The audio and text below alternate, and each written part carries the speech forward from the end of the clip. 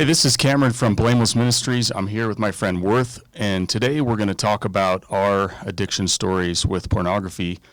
Worth, thanks for being here today. How you doing? I'm doing great, Cameron. Thanks so much for having me. Really appreciate it. Absolutely. Beautiful day here. Worth and I both have a story, but Worth, as a married man now, we'll get to that part of the story later, but first I want to talk about when you were a kid and when you were first introduced to pornography and what that fascination was like with you and how you first got introduced to pornography. Yeah.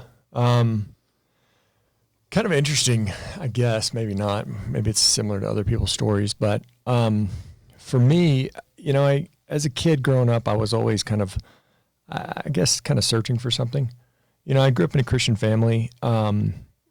Christian parents, went to church every Sunday, all the things, but growing up, I always felt a little bit odd, even in my family, like a little bit off, or kind of an outsider, I guess.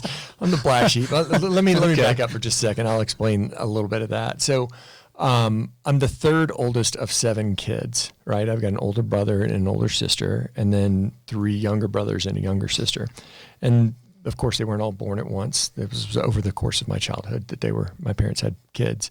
But it was always kind of like I was the kid that just needed a little bit more than my parents were able to give. I mean, 2 people trying to raise, 5, 6, 7 kids as we were all 2 years apart is a lot to ask of parents. I myself now am a parent of 2, and I find it challenging to have enough of me to go around to 2, so I can only imagine what my parents were going through.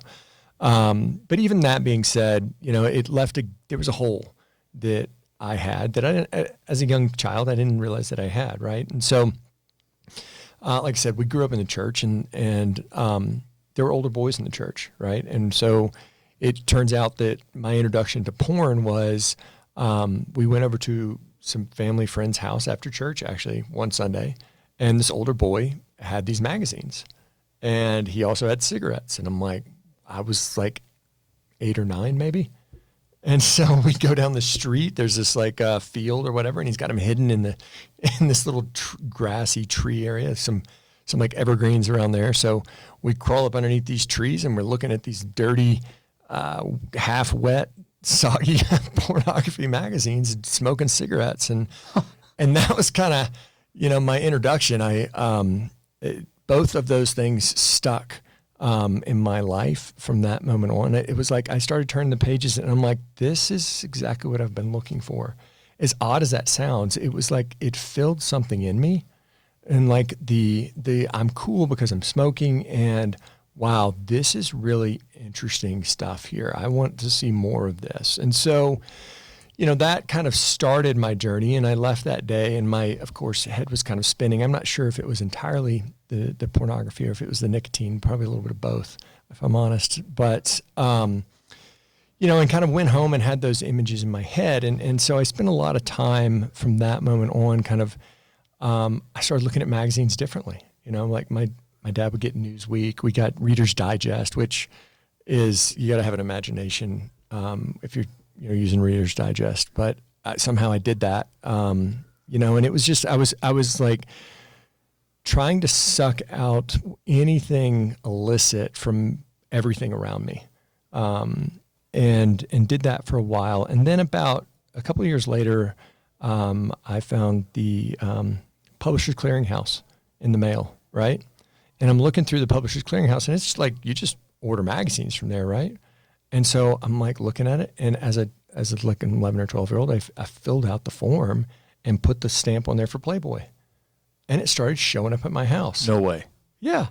So here I am. I'm 11 or 12, homeschooled. I don't think I mentioned that before, but homeschooled, and so I'm at home all day, right? I just sit there and watch for the mailman to drop off the mail, and as long as I'm the first person to get the mail, I'll bring the mail up, no problem, and just hide the magazine in my pants, underneath my shirt, and walk up, and then it's, I'm good for a month, and just wear that magazine out. And that's how it went for me for, oh man, I want to say that it wasn't necessarily that I was getting Playboy for 5 years or so, but my older brother found them in the mail. He got there one day before I did, and it happened to be the day that one of them came, and he threw it in the lake across the street from our house and got really mad at me about it, but didn't tell my parents, right? So I was like, okay, he didn't tell anybody, that's fine. I already had a stack that I was hiding away anyway, so it's like, I'll just keep using those. But in any case, they finally canceled my subscription because I was 12 and I wasn't paying for it. So, so I tried that for a lot of years, and then there were other older boys that I knew that also shared, videos and things like that with me. And a lot of my behavior, after a short time, I realized it was out of control, really. Like, I got to a point, I'm like, I really kind of want to stop. And how old were you at that point? 12, 13 maybe. Okay. I mean, I was fully like 2 years into a solid addiction and didn't have any idea about that I was in it or what it was or how to get out of it. But all I knew is that I could never, ever say anything to anyone else about it. Why do you think that was? Well, there's a lot of shame for me around it, right? I mean, I grew up, like I said, in a Christian house, Christian family, and, it was like sex is this terrible thing you say for your spouse, and the person that you love. And we don't talk about it, and you don't make any mention of it. And that was just kind of what was laid out for me as a kid, as I was growing up. And so my context for it and actually having a conversation and saying, hey, I have a struggle with this thing. Well, you have this struggle with the ultimate evil. Oof. And so it's like that was pretty burdensome. Actually, when I was a little bit older, when I was about 15, I lost my virginity. I guess if you want to say that I still had it, I debate that. But I after that event, I went and got in the shower and literally just like laid on the floor in the shower on my hands and knees, just praying and asking God to forgive me and not send me to hell because I had committed the ultimate sin, and had intercourse with somebody, and so that started this pattern of behavior where I would give into temptation and act out in some way, and then pray that God would forgive me and continue this pattern of begging God to free me and not being able to get free. And this went on for easily a decade, from like 14, 15, well into my 20s. And I got married pretty young. My first marriage, I got married, I was 19. No, wait, I take that back. I was 20.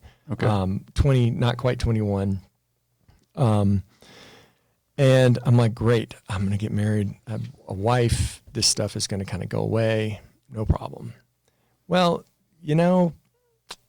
people generally can't solve what's wrong in your heart.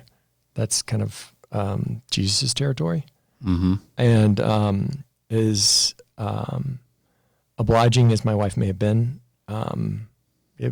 she was no match, And part of what I learned later when I did get into recovery was kind of how physiologically those kind of self behavior works, right? So the way God designed us, right? When you participate in a sex act with someone else or by yourself, you start to bond physiologically to that person or that thing, whatever it is, right? And so you create this pathway in your brain of these endorphins and these enkephalins. It's the highest rush of endorphins and enkephalins you can get.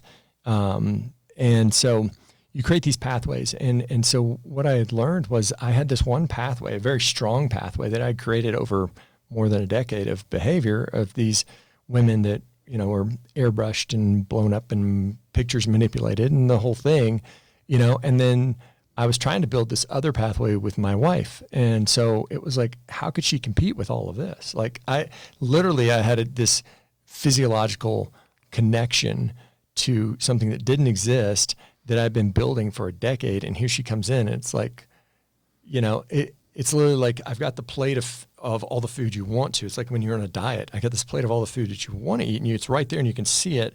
And then you've got a plate with 3 peas on it.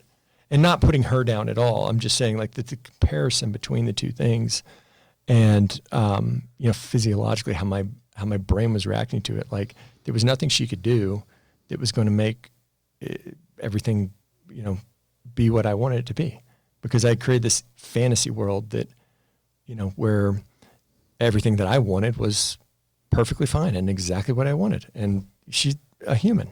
She has feelings of her own and stuff going on. And it's like, it's not realistic.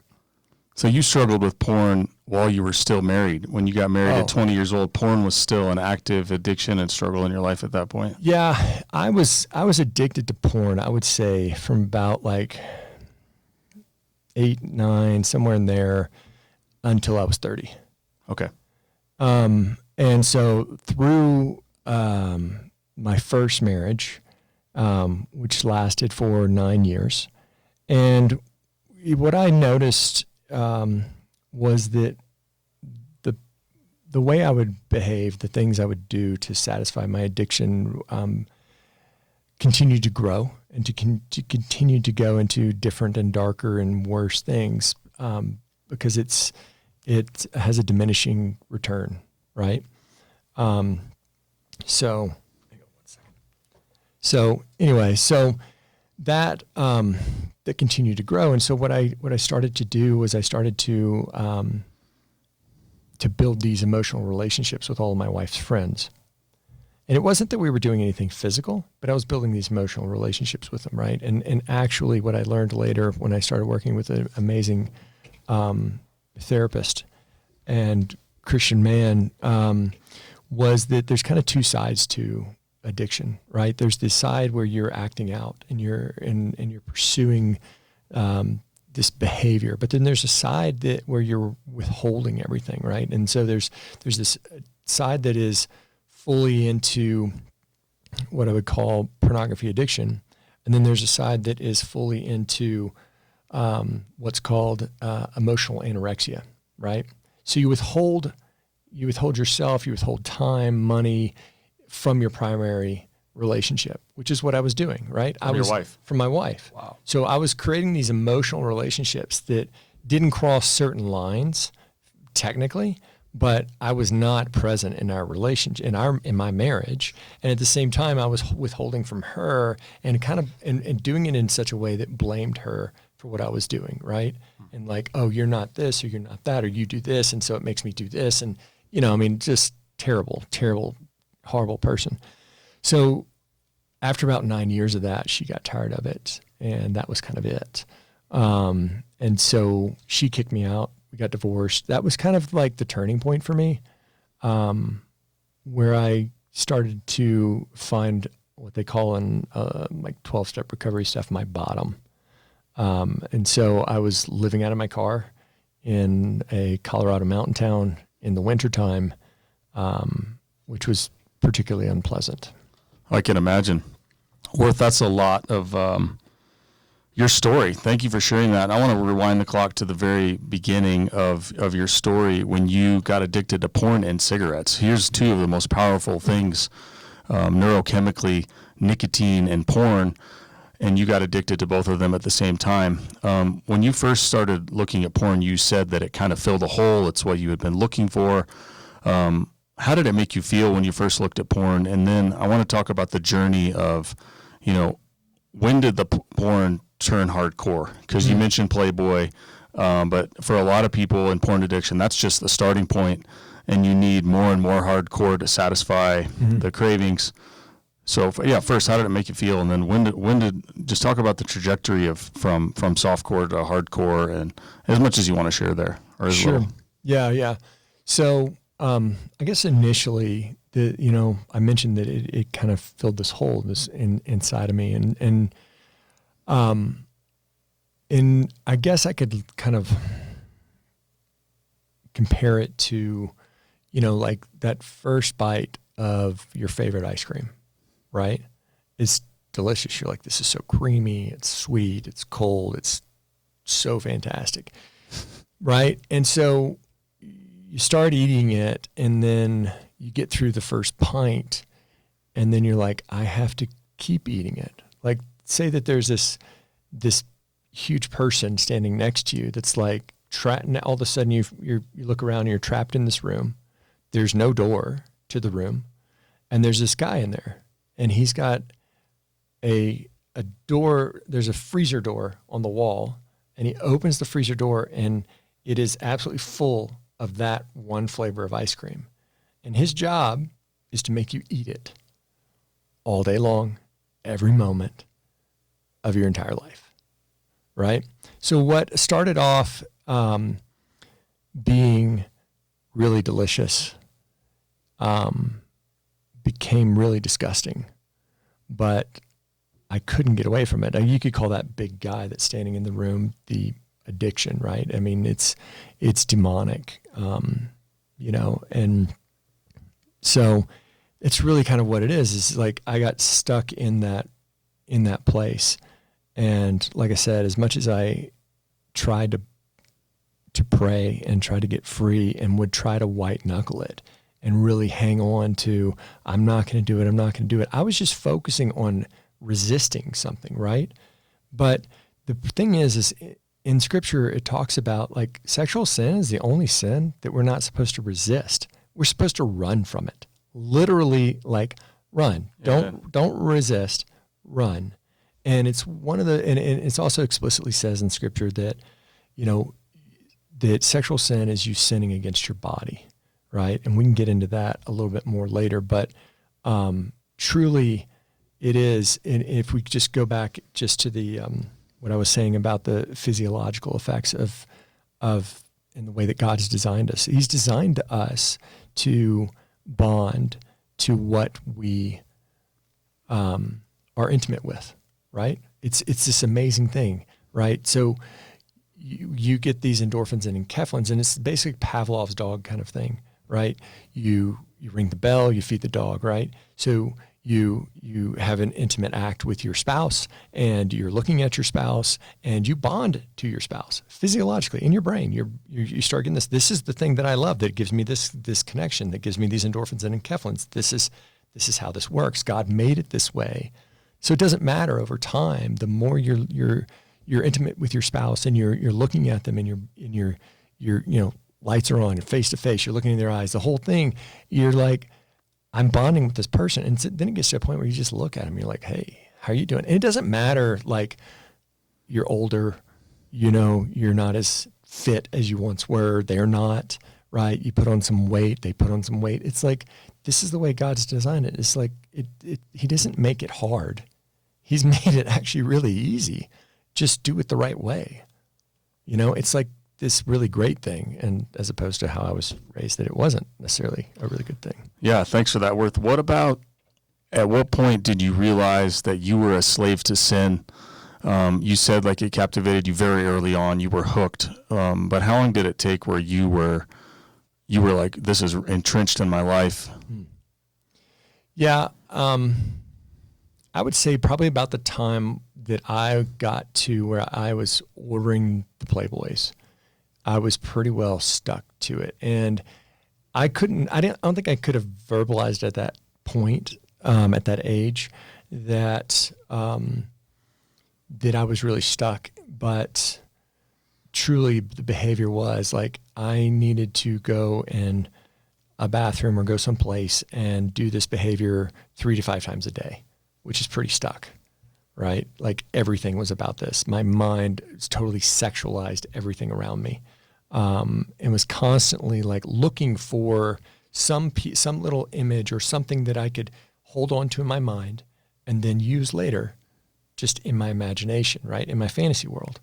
And by the time I got to the magazines, that just, it was something physical in front of me to just add to that fantasy world, right? It's like think about it as just like creating this database or this catalog of images in my head that like I could just close my eyes anywhere I was and like it's right there with me.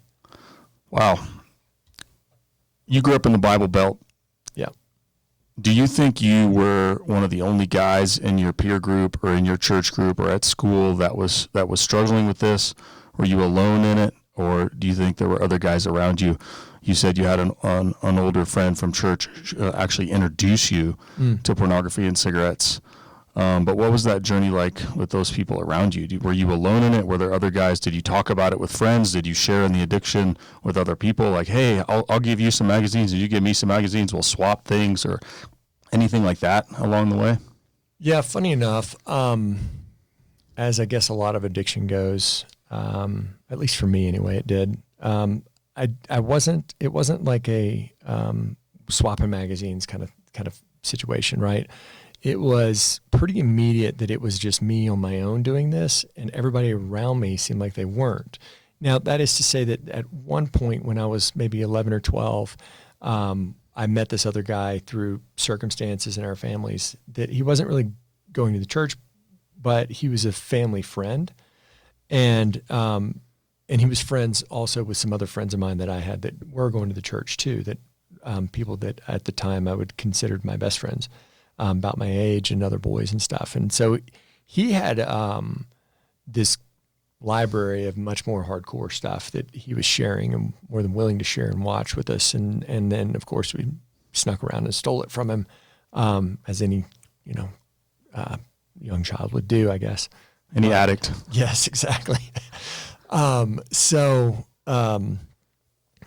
So that's kind of the turning point where I got into kind of harder core stuff. And then, of course, with the availability of the internet, and when you move past like dial-up into high-speed internet and things like that, it was like, as an adult, right? I'll give you an example. As an adult, my wife and I at the time were living in Colorado, and her family was back in Tennessee. And so she would go to visit them, and I would spend the entire weekend in front of the computer, like just wearing myself out.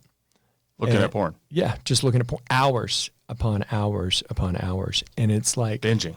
Yeah, huge. And it was just like, I had so much time wasted, and I would like literally get up, and it would like the whole day was gone, and I felt ashamed and guilty, and then I would go back to it to medicate those feelings. And so it's this cycle that I was totally in. And then what was really interesting is, so all of that self-behavior obviously created a divide between my wife and I, even though she didn't know that what I was doing. I was lying to her the whole time she was gone. She'd call and be like, "What are you doing?" I'm like, "Oh, outside with the dog." Not outside with the dog, right? And so she would come back, and my behavior and my attitude was such that I couldn't connect with her. I was totally lost in all of the behavior that I had done, that I'd been participating in, and then all the shame that went along with that. And I had to keep her at arm's length. And she would come back and be like, "Why won't you connect with me?" And then it would be this huge fight. And then I would be sleeping on the couch, on the floor outside the room, or whatever. But the 9 years that we were married there, was really just kind of it was really just torturous for her. I wasn't able to be available in the marriage. I didn't even know what that meant. I mean, I emotionally stunted would have described me very well. Wow. I was going to ask also, and you just touched on a few of these things, is the role of the internet. Now in today's day and age, we have our smartphones. It's really easy. You can access graphic images at a second's notice, anywhere, anytime, any place. But when we were kids, Worth and I are both in our early 40s, and it was a different time growing up in the 90s when we didn't have smartphones. Things were harder to access. What changed when you could see things on your computer? And did anyone in your family find out? Mom and dad knew, and they stopped the Playboy subscription, or maybe it was your brother. But how did this affect the family life and things as a young man? Because in a house of 7, now you have a young guy in the house with an addiction. Did anyone know about it? And how did it affect mom and dad's relationship? And a lot of questions in there, but talk about some of those. Yeah. So there were a few times when I was a kid, living at home, where I got busted by my parents, right? They I forget exactly how it happened, but in any case, they found out. And, it was a very unpleasant conversation with my dad and my mom about it. My mom was in tears. My dad was kind of beet red, and you could almost like hear the smoke coming out of his ears as he was just like grinding his teeth to keep from whatever. And the problem with my behavior is it didn't just stick with like the magazines and then the internet. But as a kid, it went into other things like relationships. And I started, having these relationships with girls about my age that in really, I didn't care about them. I didn't care about being, caring about them. I was just trying to kind of get to a point where we might, be intimate. Right. And so I would use them. And unfortunately, it came out, in the Bible Belt in a church when you are, 16 years old and you're being intimate with someone else's daughter, that is not a good thing. Wow. And so I had a meeting with a young girl's dad, with my dad, and we were, I was like 15 or 16. And it was like my parents were like, you may have to marry her. If she's pregnant, you're going to have to marry her. And my dad and I one Sunday afternoon went over to the house and sat down with her dad. And he's like, we were on our way there, riding in the car. And my dad's like, he wants to beat you up. I'm not going to stop him. And I'm like, okay, all right. And like, I don't know. For whatever reason, I was always in trouble as a child. And so, I was kind of like, well, I guess I'm going to have to fight back if that happens. Thankfully it didn't. He showed a lot of restraint and a lot of grace and mercy towards me. And, he was very upset and angry, of course. Is this your dad or the girl's dad? The girl's dad. Okay. Yeah. But I will tell you that, being a young man and having to face down a father whose daughter you've defiled was not an experience I had more than once. Do you think your porn habit led to promiscuity early on? I mean, do you think if you weren't looking at porn, you would have been pursuing sexual relationships, outside of your own addiction? Yeah, I think probably so. And the reason why I think so, right, is that, I was going to church as a kid. I didn't know what it meant didn't understand what the concept was of having a relationship with Jesus, right, or what that was. I mean, to be a Christian to me seemed very dutiful and boring and stiff, and I wanted to have fun, right? I wanted to have this great fun I was having with porn. It was terrible. But it really wasn't fun. But I thought it was at the time. And so I wasn't willing to give it up and give up that good time. And I think because that's where my heart, my mind were, even outside of the addiction, I think I would have still pursued it otherwise. It just maybe would have taken a different form.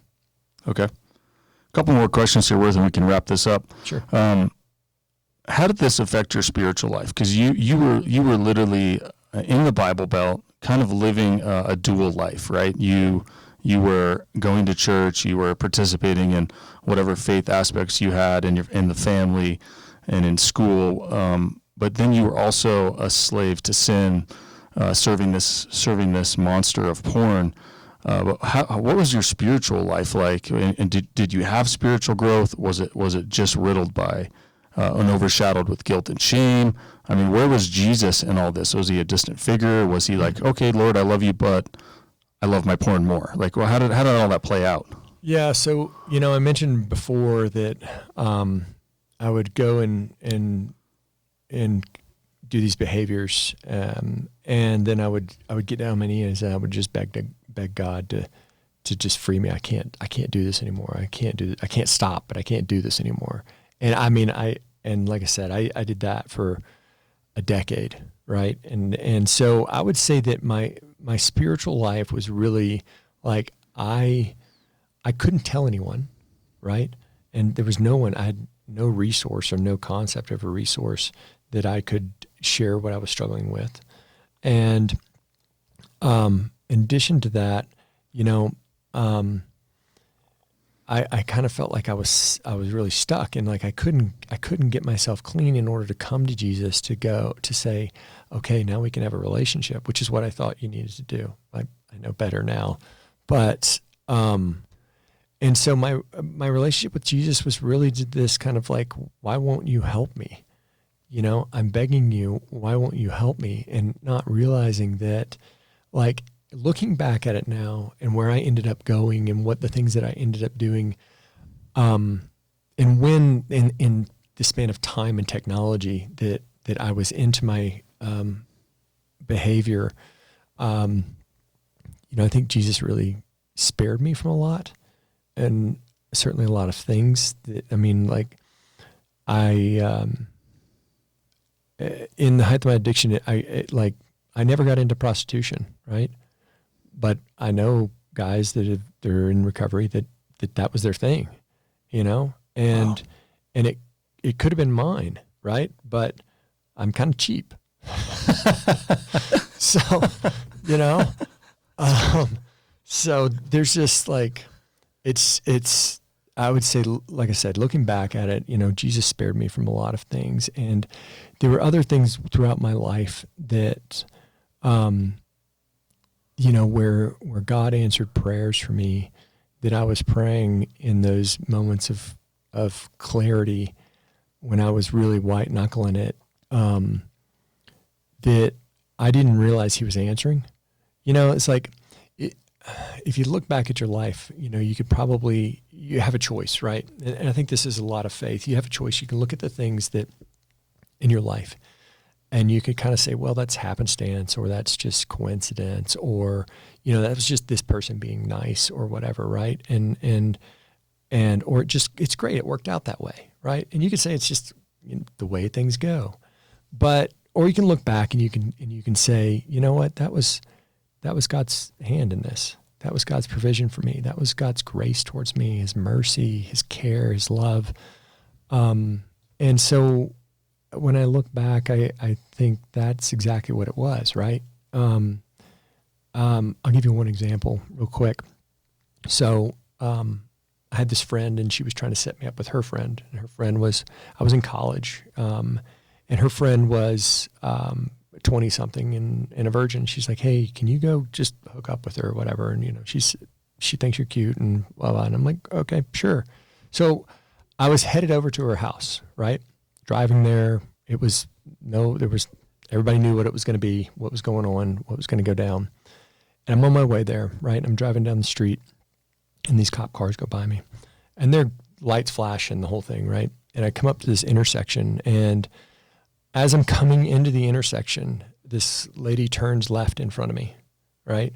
Like, I mean, I had a green light and she had a green light, but I don't know if she didn't see me because of the cop cars or whatever. And so she turns in front of me. I turn my truck to kind of go in the similar direction that she's going, at least in the same direction. And I hit her with the driver's side front of my truck on the passenger front side of her car, knock her car up the road. I was going like 45, 50 miles an hour. So it wasn't like a small hit. Like, It's a crash. We crashed. The floor of my truck, the driver's side tire rolled up underneath the floor of my truck. The floor came up about 6 inches. I smashed my head on the steering wheel. She got out of the truck. My glasses flew off, so I couldn't really see anything. She got out of her car, walked like 10 feet away from her car, and then collapsed on the ground.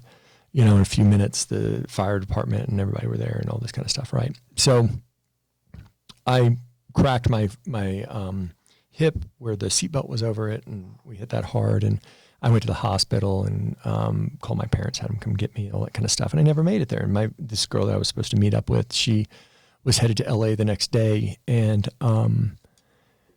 so we never connected. And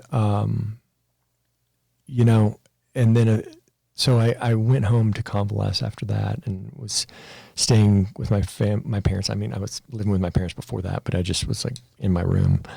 And my dad came to me. He's like, you know, you should read the book of Job. And I'm like, oh, okay. So I was sitting in the room for a couple of days. I couldn't really walk around. My hip was really hurting, and my body was super sore. So in a couple of days, my parents were like, hey, we're going to go look at some land in a different part of Tennessee. And so I went with him, and it was that trip with my parents to just like, I can't sit in my room and read Job anymore. That I met my first wife, and and there was a lot because of that relationship that where I could point out and say, this is how Jesus moved, and this is where he protected me from different things. But that was just one example of how he protected me from whatever that entanglement would have been with that person. So it's incredible. It's like he was holding you back and saving you and her from more pain and more heartache and down another dark road. Worth, this has been amazing. Thank you for sharing your story. Before we wrap up, is there anything else on your heart? Anything else you want to share with us to close us out? Well, I would just say, to anyone out there that any of this resonated with, that where you're maybe feeling stuck, where you're feeling like you can't talk to anybody about this, is that's a lie. That is a lie, straight from the pit of hell. And, in that, when I felt like I couldn't talk to anybody, I felt like I didn't have any value, which is ironic considering my name is Worth, but I felt worthless, completely worthless. And, that's not the truth, that we're children of God, and Amen. Christ died for every single one of us. He knew what sins we were going to commit, and he still did it, and he still willingly sacrificed himself for us. So I say all that to say that just reach out to someone, share your struggles with someone, ask for prayer about this. The moment you daylight it, the less hold it has on you. Amen. The darkness loves the darkness. It hates the light. And when you share it with someone else that you can trust and ask them to pray for you, the light comes in. Amen. Worth, thanks for sharing your story. We appreciate you guys listening. Please tune in for more podcasts coming down the pipeline. Thank you, Worth. Thank you.